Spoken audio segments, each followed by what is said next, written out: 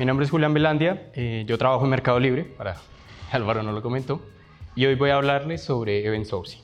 Event Sourcing como tal es un patrón de persistencia de datos, es decir, lo que nos dice es cómo debemos o cómo deberíamos guardar los datos. Más sin embargo, es un patrón que vive dentro de las arquitecturas orientadas a eventos. ¿Bien?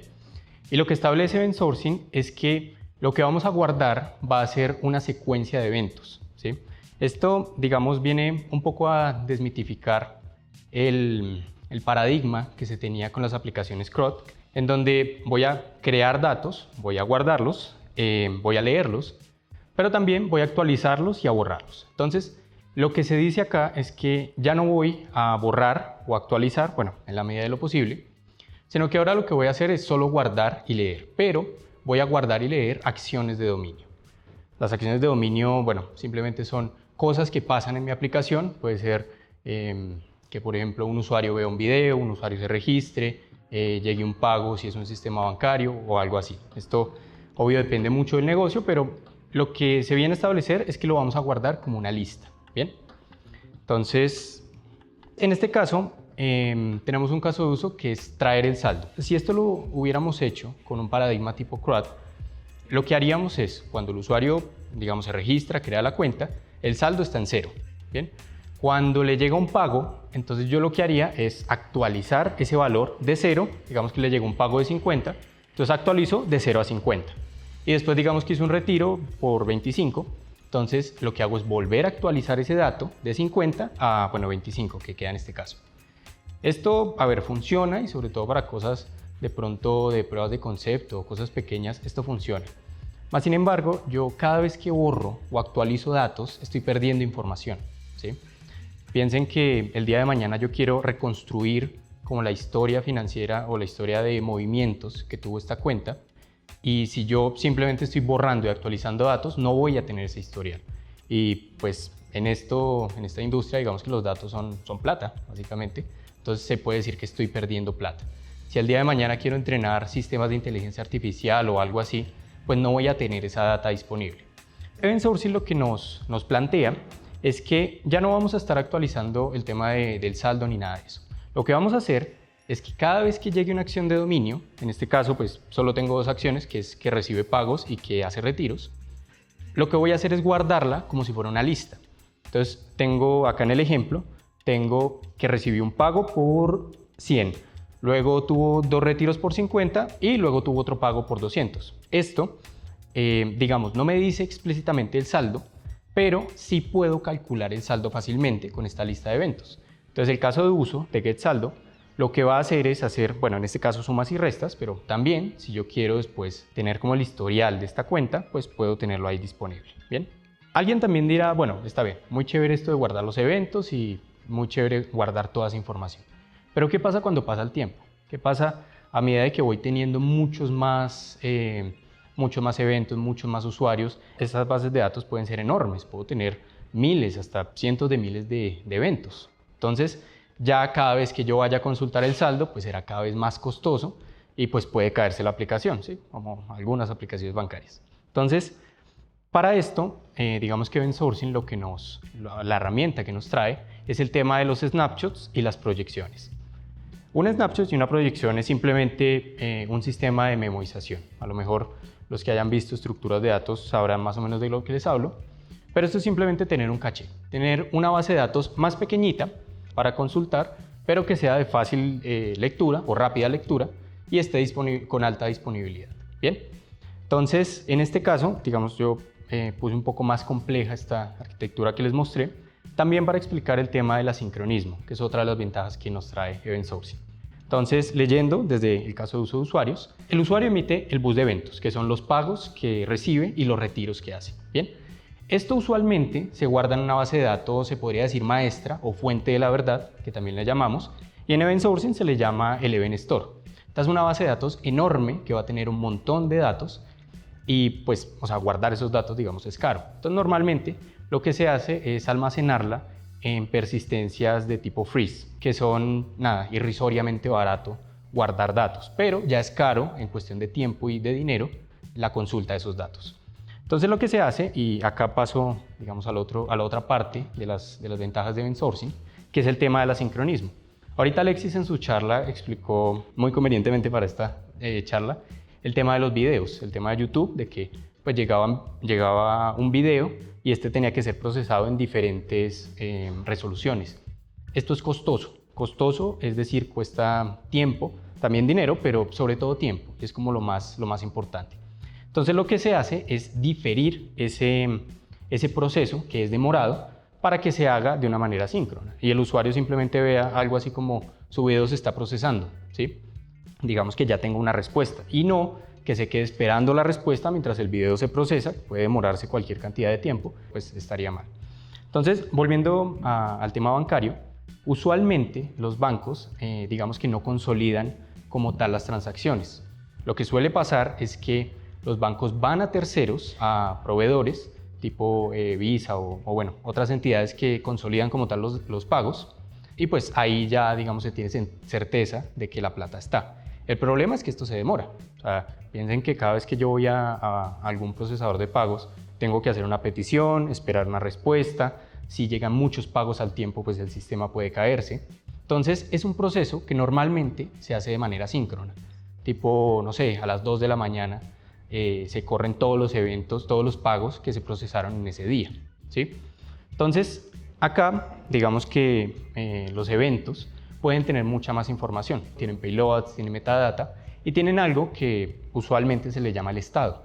El estado del evento puede ser como recibí el pago, puede ser como pendiente por procesar, puede ser procesado, depende mucho de la aplicación como tal que estemos haciendo.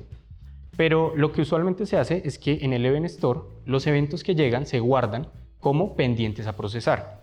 Y luego yo corro un sistema diferido, un sistema pues que se corra en otro horario, que lo que haga es procesar uno por uno, o sea, lee el Event Store, trae los eventos que tengan el estado pendiente por procesar y los procesa uno por uno, ¿sí? En un horario en donde digamos que no afecte la experiencia del usuario. O sea, no tendría sentido, digamos, correr un proceso de estos a las 2 de la tarde, que todo el mundo está terminando de almorzar, entonces pagan en los restaurantes y llega al trabajo y hace más pagos. Entonces, ese sería un horario, digamos, de hora pico, en donde no tendría sentido correr un proceso de estos. Este proceso que está corriendo o sea, está consolidando los pagos, también podría estar actualizando los snapshots o actualizando la caché para que el usuario o el caso de uso del usuario, que es el de traer el saldo, lo que haga es consultar este snapshot y no consultar a la base de datos grande, porque pues ya dijimos que es cara, es demorada, todo lo están escribiendo. Entonces, lo mejor es que consulte al snapshot. Bueno, diferencia entre snapshot y proyección. Un snapshot es, como su nombre lo dice, como una foto del estado exactamente como está del Event Store. Digamos, yo podría traerme, no sé, los últimos 100 eventos del Event Store.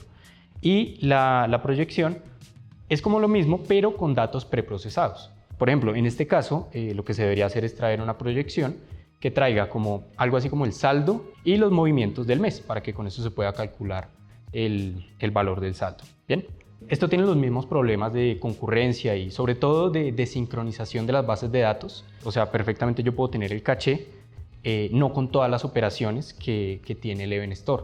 Por eso es que a veces en las entidades bancarias, digamos, uno paga con tarjeta y si ahí mismo se va a mirar los movimientos de la tarjeta, casi nunca está ese movimiento pues exactamente al mismo tiempo hecho. Normalmente esto se difiere en un proceso que tiende a demorarse un poco más. Bien. Muy pronto vuelve el EDCAM a EDTeam y esta vez nos vemos en Lima. Es el fin de semana perfecto para crecer personal y profesionalmente, recargarte de energías y conocer personas apasionadas por la tecnología como tú.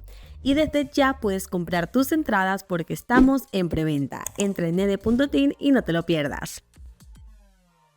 Entonces, todo esto de Event Sourcing viene muy acompañado, viene muy de la mano de lo que es DDD, Domain Driven Design, y CQRS, que es Command Query Responsibility Separation. Estos son dos conceptos que podrían llevar cursos enteros, pero son tres conceptos que si bien no necesariamente tienen que estar como unidos, o sea, yo podría aplicar Event Sourcing sin leer DDD o CQRS, sí es muy conveniente mantenerlos como en este stack, algo así como cuando en backend y front uno decía voy a usar Python en el backend y React en el front, por ejemplo. Entonces, en estos casos es muy común utilizar un stack así o por lo menos parecido. Bien. Y bueno, he hablado mucho de cómo se hace, pero no he hablado de como las ventajas. Y sobre todo, alguien podría decir, bueno, esto se ve como muy complicado. O sea, yo tengo una aplicación pequeña, tengo una aplicación que, listo, chévere, necesito tener esa información, pero esto se ve como difícil, como inhumano se podría ver incluso. Pero si uno lo piensa más, uno está conviviendo con este tipo de servicios todo el tiempo. Es más, hay muchos servicios que por naturaleza son event sourcing desde un inicio. Por ejemplo, piensen en los sistemas como Git. Git y, bueno, acá pongo GitHub o GitLab, son sistemas en donde prácticamente no se pierde información. Donde, digamos, cuando ustedes hacen un commit, ese commit no es como que anule los commits anteriores, sino que ese commit simplemente se anexa como un evento más, ¿sí? Y cuando uno, digamos, entra en el home de un proyecto y ve todo el código, lo que están haciendo por detrás es tomar todos los commits que se han hecho e ir reconstruyendo el estado actual de la aplicación, que en este caso el estado sería el código final, ¿sí? Piensen, por ejemplo, en temas de Power BI, de Business Intelligence. Estos son sistemas en donde si yo necesito un reporte, digamos, quiero ver el estado de mi negocio, quiero ver cuánto vendimos este mes, cuánto menos vendimos con respecto a meses pasados. Yo necesito ese historial y es muy conveniente tener una lista de eventos que yo luego puedo reconstruir a otras cosas, ¿bien? Y bueno, les hablé de sistemas bancarios. Piensen que esto se puede usar en muchas otras cosas. Piensen, por ejemplo, en el pasaporte. Cuando uno viaja a otro país y le chequean el pasaporte, pues no es como que ese nuevo viaje anule los anteriores. Simplemente se hace un anexo y uno puede después leer todos los viajes que se han hecho. Piensen en sistemas médicos. No es como que si yo me partí una pierna y me toman una radiografía, eso eliminó todo lo anterior. No, simplemente es un anexo. Entonces, esos son otros casos de uso. Y otra de las ventajas, y incluso que a veces en determinados casos hacen obligatorio utilizar un sistema como estos, es que son sistemas completamente auditados.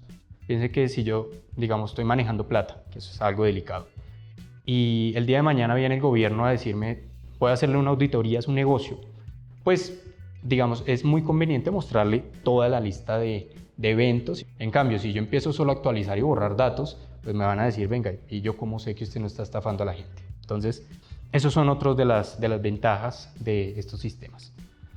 Bien, ya como para finalizar, en resumen, Event Sourcing es como tal un patrón de persistencia. Nos dice cómo y en qué casos guardar los datos. Y pues digamos que vive dentro de todo lo que son arquitecturas orientadas a eventos. Y por otro lado, tenemos que Event Sourcing lo que nos establece es que lo que tenemos que guardar son una lista de los eventos de dominio que ocurren dentro de mi aplicación. ¿Listo? Entonces, bueno, eso era todo lo que les quería comentar. Muchas gracias.